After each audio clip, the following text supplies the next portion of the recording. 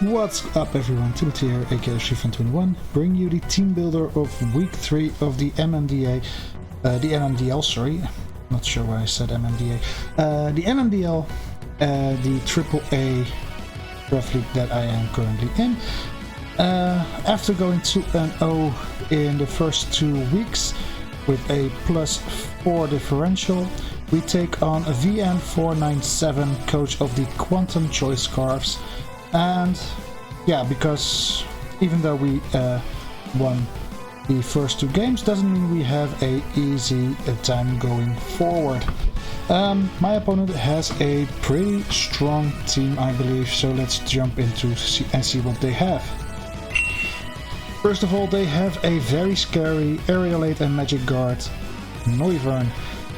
Why Noivern is so scary is because I only have my Alolan Sandslash as a potential answer.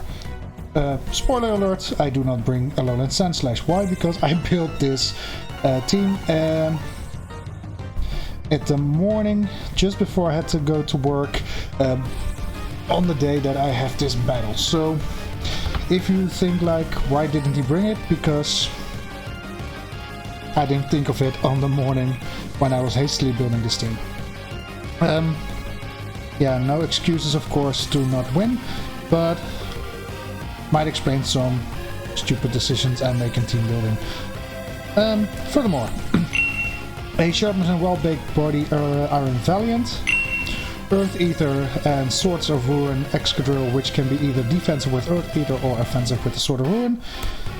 Milotic with Regenerator or Volt Absorb being a very annoying wall to break down. A Scrappy and Toxic Chain Ambipom with Toxic Chain having multiple activation options with moves like Beat Up and Tail Slap.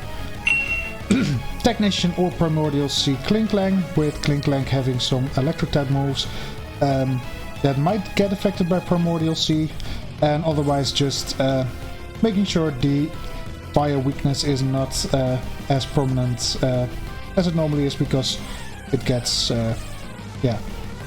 taken out by Primordial Sea. Supreme Overlord and Fluffy Grimmsnarl, which can be very annoying because it's already kind of bulky. Levitate and Sheer Force on the Kabutops, making it very hard hitting with Sheer Force of course. Sturdy and Psychic Surge on the Excelgor, making sure it can always live a hit and cannot be hit by any priority moves. Analytic and Harvest on the Throw, making it either even more hard hitting with Analytic or having basically infinite berries with Harvest. And Electric Surge and Refrigerate on the Manectric. So looking at those Pokemon, I think these are the 6 he is going to bring. So let's see what I will be bringing. First off, we start off with James Bond, the Inteleon. Surf, Ice Beam, Air Slash, Agility. Basically setting up the agility so I can outspeed even a Scarfed Noivern. Surf, Ice Beam and Air Slash as the offensive moves, of course.